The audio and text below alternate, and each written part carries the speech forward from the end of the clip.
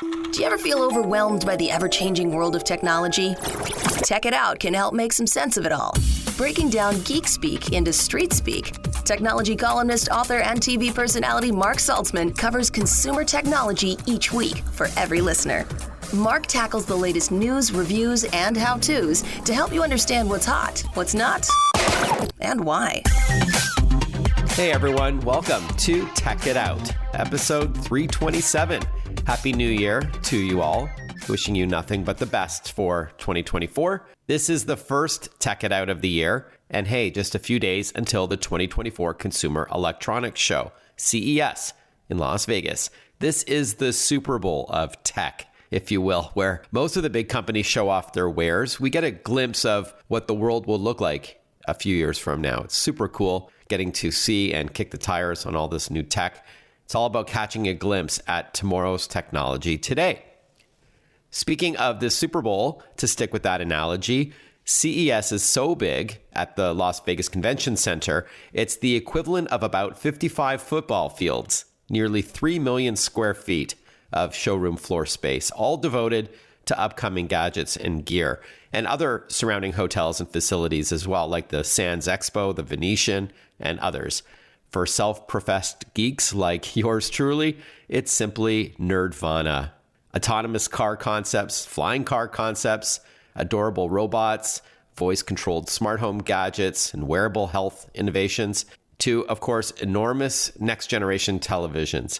So next week's Tech It Out will be all devoted to CES. For this week's show, though, I'm going to start off with some tech news in a moment. We'll chat with Amazon's AWS this hour about the future of retail, and parenting author and former school teacher Meredith Sinclair will talk with us about the best in educational toys for kids. All of this and more on an all-new Tech It Out, powered by Intel and the Global Cybersecurity Alliance, another awesome partner of mine that I'll tell you about. But let's officially kick off this week's show. All right, so why don't we go over some of the big tech news of the past week. I certainly got a lot of emails about this one, probably because I wrote the book Apple Watch for Dummies. Shameless plug alert. But you may have heard about the ban on the Apple Watches, a couple of models, but it was quickly overturned. So if you missed all this, because it was over the holidays and maybe you're vacationing, but Apple's popular smartwatches, the Series 9 and Ultra 2, can resume being sold after the tech giant filed an emergency appeal with the U.S. Court of Appeals. These watches had been halted over a patent dispute that started back in October, if you remember. So prior to this being overturned, there was a ban on the importing and sales of these Apple Watches because of the technology for reading blood oxygen levels. It's called the pulse oximeter. It's a sensor that's in the watch that uses red and infrared light to read SpO2 levels under the skin. But a tech company and device maker called Masimo accused Apple of poaching its staff and technology.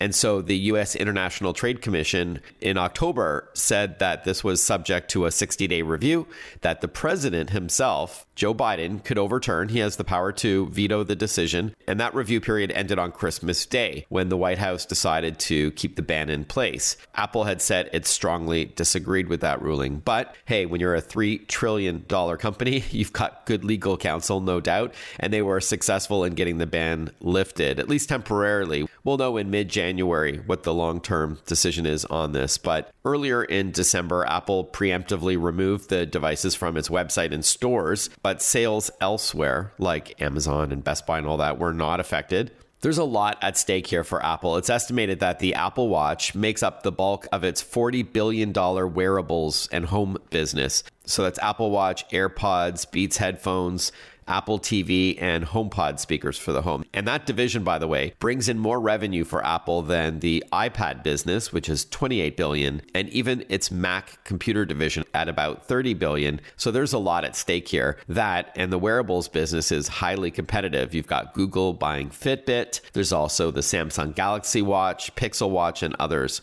So again, in mid-January, there will be a decision made if Apple can change its technology or come up with a licensing deal or some kind of compensation for Massimo. We'll see. I think they're going to fight for this. But for the time being, you can still buy Apple Watch Series 9 or Ultra 2 if you have, say, Apple gift cards that you received over the holidays and you're looking to buy one. But this is going to be an interesting space to watch. In other tech news last week, and speaking of Apple, AirTags are in the news. A Miami family was traveling to the Carolinas through Charlotte Douglas International Airport in North Carolina when their luggage was stolen. When the family landed in Charlotte, they were unable to find one of their suitcases at the baggage claim. But because of the Apple AirTag, the tracker device that they had in the suitcase, they were able to find it traveling on an interstate. And so this family, the Gavino family, gathered the rest of their bags, got in their rental car, and began to follow the AirTag to a neighborhood, but they were unable to find the exact location. By the way, this is not a good idea to try to pursue a thief on your own without working with the authorities. Why put yourself at even greater risk? Thankfully, the family did cancel their search, but they resumed it on Christmas Day, when they checked the AirTag location on their iPhone again, and it did reveal that the suitcase was at a home. They contacted the police, and not only did the authorities find their luggage, but other suitcases as well from different victims whose luggage was stolen from the airport. Unfortunately, once the luggage was recovered, almost everything was gone. The police believe maybe they sold the clothes for money, but several charges have been laid. But an example of how technology can help you. Unfortunately for this family, it was a bit too late, other than justice of having this person charged. But still, you can expect AirTags and other tracker technology to become even more popular going forward. I also wanted to chat a bit about where I think tech is going in 2024. I think the generative AI trend is going to continue. In fact, at next week's Consumer Electronics Show in Las Vegas, I expect AI to be the big buzzword and integrated into hardware as well. For example, Intel is going to show its AI on chip or AI on PC technology, which I'll get to more in a moment. But as you likely know, generative AI is basically software. It's a computer program that lets you converse with to get help in any number of ways. You can ask it to create a travel itinerary for you, come up with business names, and even writing business plans. You can ask it to help generate recipes for a dinner party where there are some people attending who have maybe allergies or intolerances. You can ask it to help you create emails to the boss about needing time off or writing an essay for students. I mean, this technology is pretty wild. The most popular tool, of course, is ChatGPT from a company called OpenAI. And next week, Intel is going to show its Intel Core Ultra processor that will have this technology built into the chip itself. So now you've got a CPU, a central processing unit that's for regular computational work on your laptop, a GPU for graphics, ideal for gamers and for those who render images, graphic designers and stuff.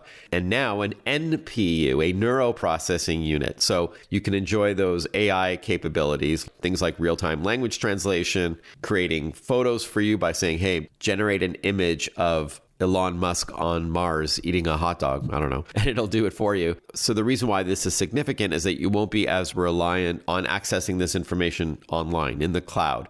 So it'll be faster, more secure, and on the device itself. So that's going to be big. As for what the most impressive hardware of 2024 will be, well, I can answer this a lot better after next week's CES, the Consumer Electronics Show in Vegas. But what I do know is Apple is set to launch its Apple Vision Pro mixed reality headset, which won't be cheap, be many thousands of dollars, but from a tech standpoint, I tried this about 9 months ago, and really, I haven't experienced anything like it. It holds like 1,000 patents. So basically, it's a wearable headset that can be used in any number of scenarios. It's for entertainment, for education. There's like commerce applications, business, like you can make it look like you're working in an office when you're not and chat with people as if you were in the same room with them. It's kind of like virtual reality, but beyond that, there's 12 cameras, 5 sensors, 6 microphones. The most impressive thing I saw was capturing and playing back 3-dimensional spatial videos. So imagine like a home movie, right? And kids are standing around a kitchen table and one's blowing out candles on a cake. And you kind of look up and you can see your parents there, grandparents, all there. It's got real depth. Like it's like you're really there. And even the sound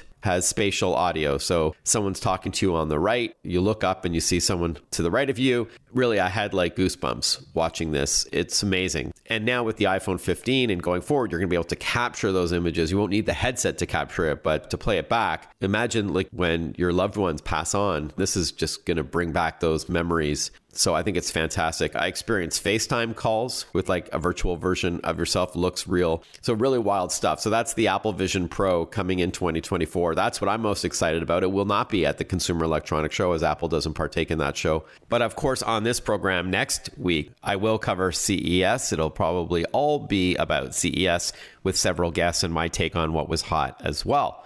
Looking forward to that. The 2024 Consumer Electronics Show takes place from the 8th through the 12th at the Las Vegas Convention Center and surrounding areas. And let's end off our tech news of the week with Tetris. A 13-year-old named Willis Gibson from Oklahoma has become the first player to officially beat Tetris, the original Nintendo version of the game. He got to the point where the Tetris code glitches, crashing the game. His reaction is awesome. If you haven't seen this online, have a listen.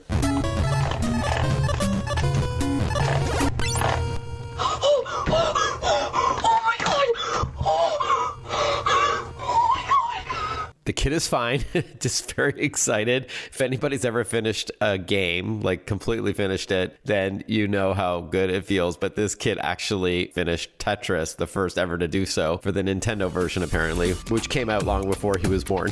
This 13-year-old. Yes! Oh my God! Good for him. All right. We'll be right back with more Tech It Out. Stay with us. Listen to Tech It Out whenever you want. Find the Tech It Out podcast at iTunes or wherever you get your podcasts.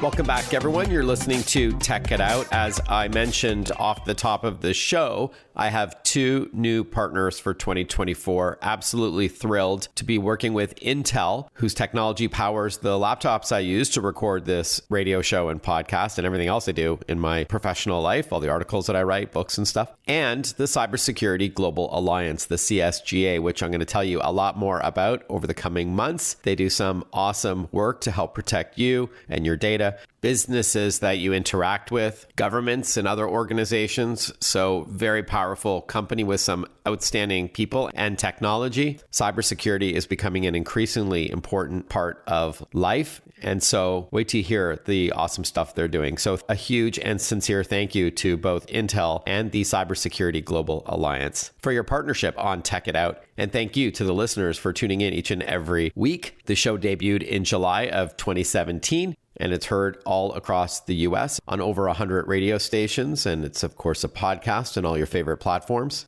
So absolutely thrilled about these new partnerships. All right, let's continue on with Tech It Out. All right, for our next guest, say you receive some gift cards over the holidays. They're burning a hole in your pocket. You want to buy something for your kids, your grandkids. Who better to chat with about some ideas when it comes to educational games and toys and all that than Meredith Sinclair. She is an author, lifestyle expert, and TV personality who's joining us now on the program to tell us about some of the latest high-tech fun for families. Hi, Meredith. Good to chat with you again. Where do you want to start? Absolutely. I've got 5 really cool things. And as a former teacher, I love anything that sort of incorporates a little bit of learning with their playtime. And most of these things do that. So the first thing I want to tell you about is this really cool, it's a construction set. It's called the VTech GoGo Smart Wheels Spiral Construction Tower. VTech, they're like a leading toy maker, and they always have really innovative things. So this is an interactive play set that kids build. It's for 3 and up, and it's so much fun because it's got like a talking dump truck, a spiral tower, and this thing called Smart Point technology, which means that when kids drive over these Smart Point areas on the set, they hear like fun phrases about feelings and construction and cleanup, which all helps promote early language development. Plus, it's got like really interactive things like a switchgate, a drawbridge elevator, a swinging crane, lots of imaginative play features. And then you can also, the kids can collect their like different Smart Wheels cars and tracks. So then they get all new responses on the smart points while they play with it. So it's super interactive. Awesome, Meredith. And I think you've got another construction set that you wanted to chat with us about. Absolutely. It's called Square Goals OGS Mega Set. So this is, I'm sure you've seen the trend of magnetic building sets. So this is a magnetic building set that kind of goes beyond all that traditional, like, build it and knock it down kind of play. What we're seeing now is, like, things where you build it and then you have lots of interaction and play patterns, as we call it, within that building set. So you're not just knocking it down. And as you said, it encourages imaginative play. And this is very similar. So it has these OGS characters, so that encourages imaginative play. It's got drawing and crafting elements. It's got cause and effect elements with like the way the cars and tracks and marble runs work. And I also love this one because it's a great family toy. So I love things that really work for different ages and stages of kids in your family. So you're not just buying a toy for one kid, but like this one can really grow with kids as well. So it's called Square Goals OGS Mega Set. So that's really fun too.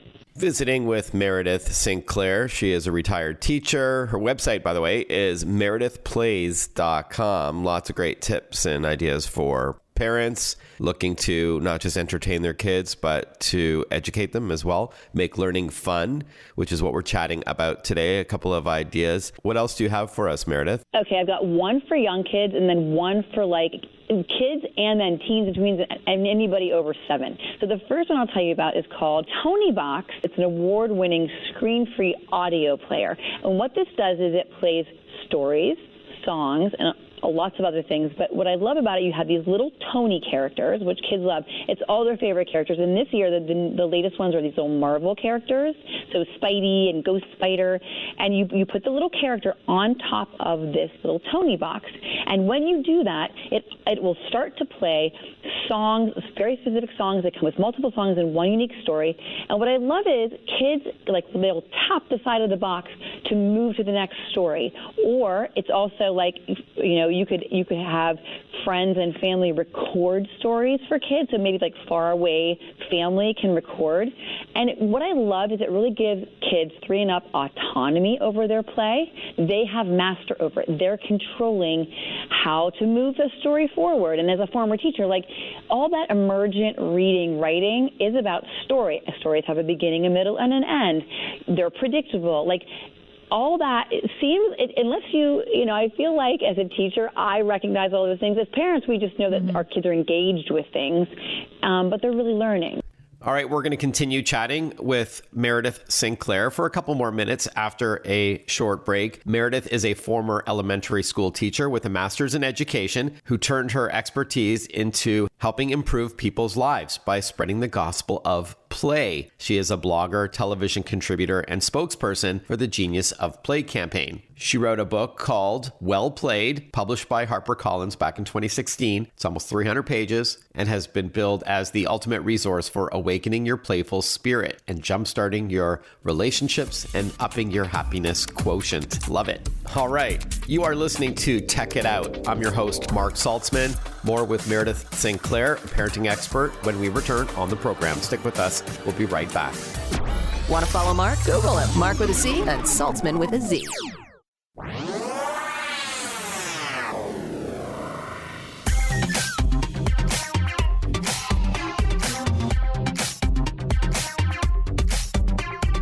Breaking down geek speak into street speak. This is Tech It Out. Tech It Out with technology columnist, author, and TV personality Mark Saltzman. Welcome back to Tech It Out. We've got a couple more minutes with Meredith Sinclair. She's, of course, a parenting expert, author, former school teacher who focuses her efforts on the benefits of play. Meredith, before the break, you were sharing a few product ideas for parents, grandparents looking to pick up some educational but fun toys for kids. Let's continue. Absolutely. The other one that I want to tell you about that was kind of new to me this year It's a game called Canoodle. And you might have heard of it just because it's been huge on TikTok. It's got like this viral following. But this is a puzzling game. So this is a small game. It comes with over 200 puzzles. And what happens is you got these little pieces, and it'll show you the puzzle. So you put most of the pieces in the puzzle, but then it will leave about maybe three pieces out. And it's your job to figure out how you take these canoodle pieces, and they sort of look like Tetris pieces with little balls on the end, and you have to fit them properly within the puzzle to solve the puzzle. And what they found is, yes, kids, seven-year-olds love it, but parents, it's great for parents. I mean, and as we know, like, from research, if you want to have great memory and brain health, it's important for you to do puzzles as well. Whatever that looks like for you. Maybe you're a jigsaw puzzle person, or like I do Wordle every single morning, but which really helps me. But also, this Canoodle game is similar to that. And what I also love is that it's in a small case, would be a great stocking stuffer, but it also invites generational play. So kids, then their parents, and their grandparents are all playing together, which I love. Yeah, I'm a fan of cooperative play, whether it's between siblings or parents and their kids or grandparents and their kids. It's not just like, here, give a kid a toy. There you go. Sure, independent play is good, but I also like the idea of a family doing something together.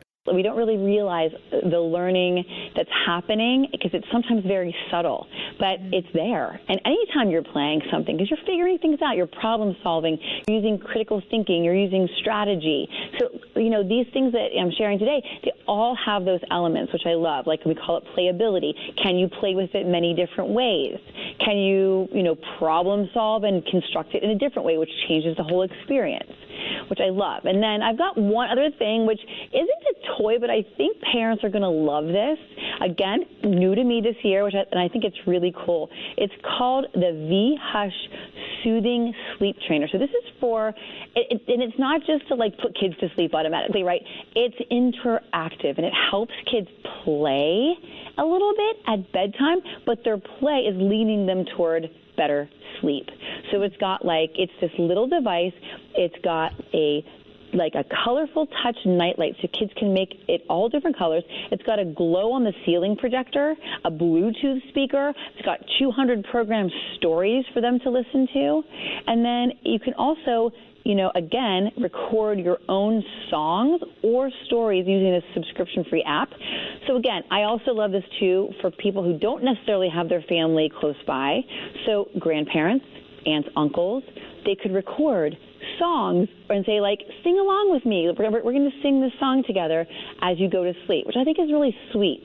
So we're bringing playtime into a really soothing way to go to sleep, because I know a lot of parents have trouble with that with kids, especially around the holidays when kids are so ramped up and excited for everything. It can be really hard to have something that helps kids also playfully fall asleep. I can probably use that thing that helps you fall asleep. Love that. It's not for adults. I know. I get it. But hey, Meredith Sinclair, thank you so much for your time. Happy New Year. And I look forward to chatting with you again soon. Thanks again. Absolutely. Thanks for having me. Once again, her website is meredithplays.com. That's MEREDITH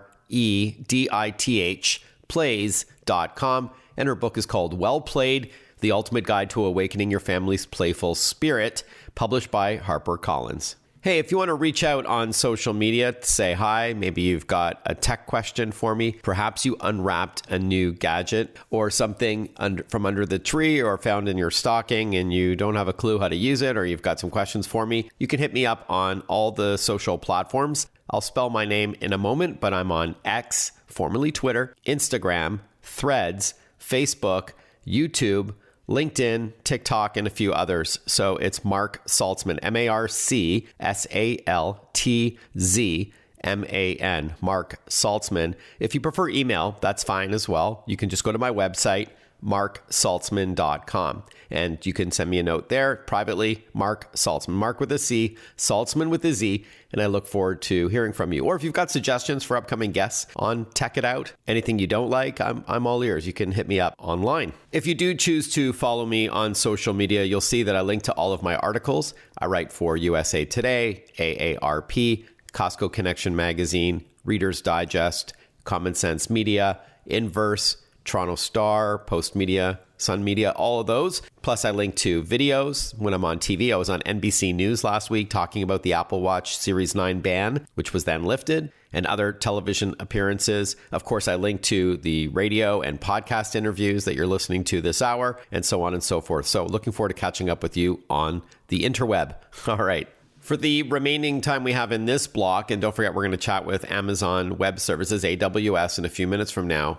We cover cybersecurity a lot on this show and how you can best protect yourself in the digital age, even if you're not super tech savvy. I get that. Well, one part of the solution is securely shopping online and at retail. And so I am thrilled about my partnership with Visa on Tech It Out, as they've made significant investments in fraud prevention over the past few years, as much as $10 billion, the company says. That's billion with a B, all to support Visa's brand promise to protect the financial information of both individuals and businesses. Zero liability means peace of mind when you shop online or at retail using your Visa card. There can be no half measures when it comes to cybersecurity, which is why the company takes an aggressive and multi-layered approach to combating the rising threat of malicious software and other threats by well-funded and global criminal enterprises. Read more about Visa and how securing the world's payments is priority one at visa.com/security. That's visa.com/security.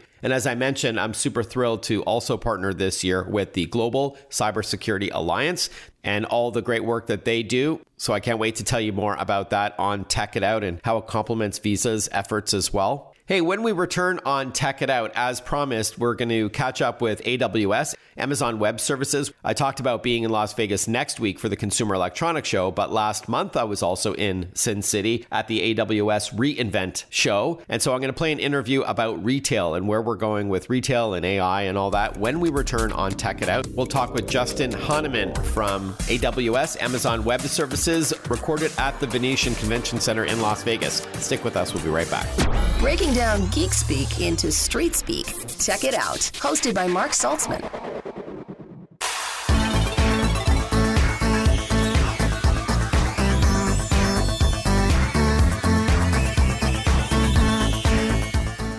Welcome back, everyone. You're listening to Tech It Out.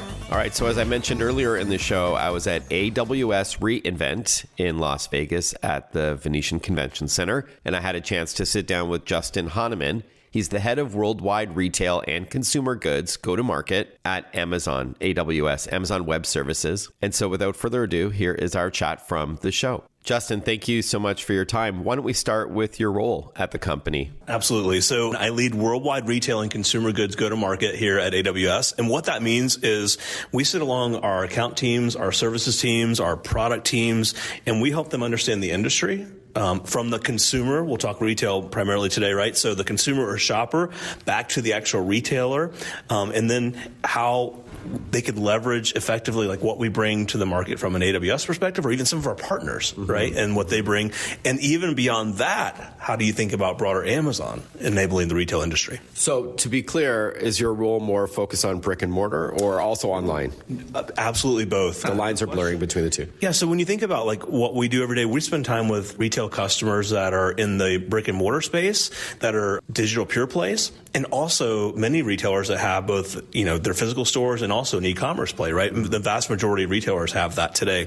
And so we work all the way up the value stream of retail, from the largest retailers in the world, you know, the grocers, the fashion apparels, the health and beauty retail outlets, all the way down to those that are just starting, that are cloud native. Like they started and they're on cloud to start with. And so there's different challenges in each situation, but we work across the spectrum. And just to clarify what that means, just to bring everybody up to speed, that means they don't need like an expensive like server room in their facility, right? They're uploading and managing their data, their information on Amazon's servers over the internet in real time, as if they had all of that computing power locally, and they're able to not just store their data off, like, but run everything and even leverage many of your like 150 services or what have you, something like that, right?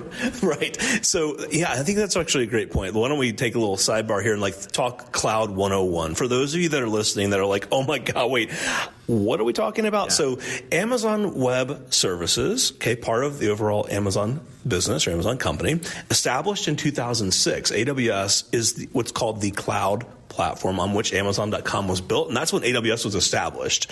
And so the thinking behind it was retail companies would want to leverage a cloud capability from a partner like AWS in order to manage and reduce some of their capital expense. Right? They spend today on data centers and like hardware and software and servers, and they can have someone else handle that for them and only pay for it when they use it. So for those that are new to like understanding what the cloud is, think of it like your electricity in your house.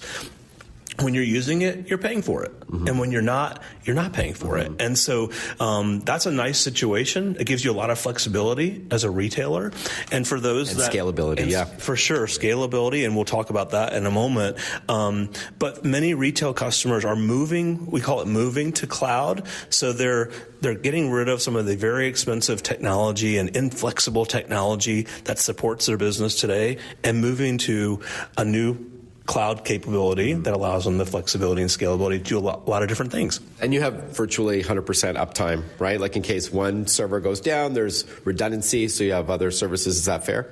One of the things that we really focus on is at AWS is looking at our global scale. So if you look at where our what we call availability zones are, we won't go into too technical here, but like the scalability of what we offer from an AWS perspective, the flexibility to access different regions of the world. If you're a major retailer and you operate in more than one company or country, you want to be able to launch services and capabilities in those other countries, right? Without having to change cloud platform providers. Right. And so the nice thing is we're in those different locations for the vast majority of retailers. And so we provide that flexibility, scalability, but also the security. Right now, more than ever, security is really important if you think about your data. If someone's trying to manage their own platform or their own servers and all that, you could be at risk if you don't have the latest and greatest to protect your customers' data and your company's data from all those malicious types out there where you've got that experience there, 17 years of doing cloud and all that. So, and I want to move on in a moment, but for maybe this isn't as relevant for a retailer, but for those industries that have regulatory issues, like when they want that data kept in the U.S., you can offer that as well. So we provide what's called a shared responsibility model. And without getting into the tech of it, basically AWS provides our retail customers, let's use an example here like Saks, right, or Lululemon. Like we provide the infrastructure and the platform on which the customer or that retailer can store and manage their data. Okay. The actual retailer manages access to that data or leveraging that data for different purposes like marketing, like leveraging it for some of the new AI capabilities that are out today, like planning, forecasting, and order replenishment, those types of things. So the customer or the retailer owns that part, and AWS provides the platform that's secure and available in different locations. Right, but just to be clear, I'm sorry, that if you wanted your data to be stored in a specific country, you can request that, whether it's for regulatory, like compliance-related issues or just your own personal. You don't want it stored in Asia or whatever. You have a choice. The customer decides where they want their data to be stored. Yeah. Before we talk about AI, and that seems to be the big buzzword at reInvent, generative AI in particular, right? Let's talk about the consumer experience at retail, whether you're walking into a mom and pop store or a big box chain or what have you. How is the customer experience going to evolve in 2024 or 2025? What will we see as shoppers? Let's break out, you mentioned two places people shop, right? Physical stores and e-commerce, both of which right now in just about every major geography are booming. If you have not been in a retail store lately, you will find a lot of people there, just about anywhere. Stores are growing and the in-store experience is becoming more important than ever. More with Amazon when we return. Follow Mark Saltzman on Facebook, on Twitter, on Instagram. Listen to Tech It Out whenever you want.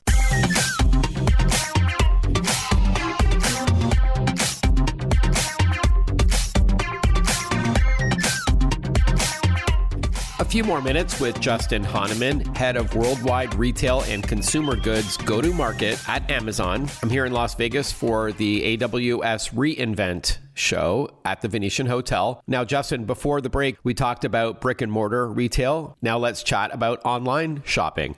On the e-commerce side, while there was a huge spike in e-commerce during COVID around the world, we're still seeing a growth rate of 9 to 10% per year, right, in e-commerce. So while that sounds small, that's actually pretty sizable in terms of growth. So most retailers have an e-commerce presence and a physical stores presence and are investing in technology to enable a better customer experience. And then we enable that. In some cases, we provide our own services to retailers to do that. In other cases, they might use partners, some of the partners that are here at reInvent.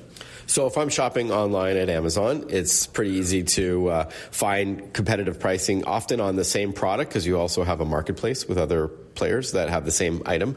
You can take advantage of Prime deals like same-day shipping, one-day shipping for free. Also, your AI or ML, machine learning technology, will say, oh, Mark, if you're going to buy that smartphone on Amazon, for example, then it might say that the shopping engine will say, Mark, you may want a case with that or an extra charging cable. Many customers have also bought that. So it makes it easy to lump it all together, applying that artificial intelligence.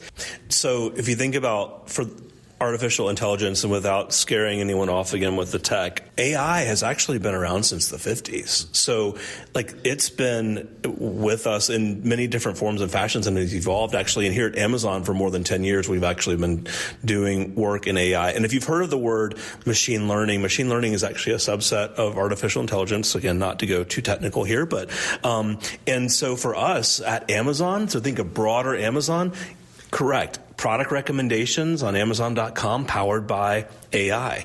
Our robots that we use in our fulfillment centers to move around products for picking and packing. I saw that last month. It was wild. It's so cool. And that's powered by machine learning. Alexa, many of you probably have Alexa devices at home, powered by machine learning. I could keep going. Our physical stores, in some markets, we have Amazon Go stores and Amazon Fresh stores. And for those that might be familiar with those stores, when you walk in, you scan your app, and we're using... Or your Palm. That's right. Or your Palm with Amazon One. Thank you. And all that's doing is validating it knows who you are when you walk in.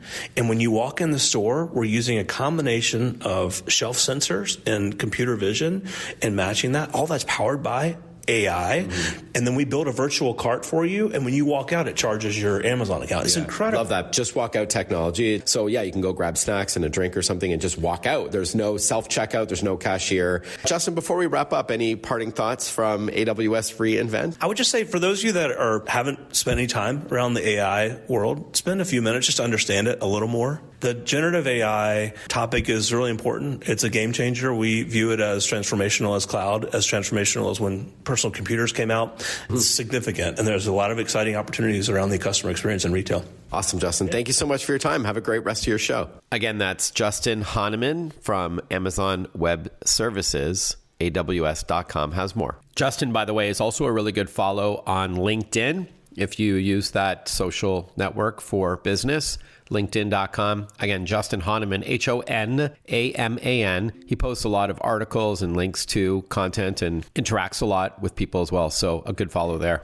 And before we wrap up another episode of Tech It Out, I wanted to give a shout out to Western Digital, WD, the folks behind the very successful line of external and internal drives to back up and run all your important information. I always trust the WD or SanDisk, one of the sister brands. They're SSDs, solid state drives, as it's super fast to access information when you need it instead of having to wait for a hard drive to load up. Western Digital external drives are great for when you need a lot of storage and long-term storage as well. If you've got photos or home movies that you want to preserve year after year, I always recommend the WD brand. Great stuff there. They also have a line of network drives. So even if you're not at home, it's kind of like your own private cloud. You can access your content as if it was stored locally on your device. So long as you're on the internet, you can be in a hotel room halfway across the world and watch a movie that you've got stored at home. And it's just for you, your cloud, your private cloud. So that's from WD as well. Head on over to westerndigital.com for more. That's westerndigital.com or sandisk.com. They also have, of course, memory cards, those little SD cards or micro SD cards,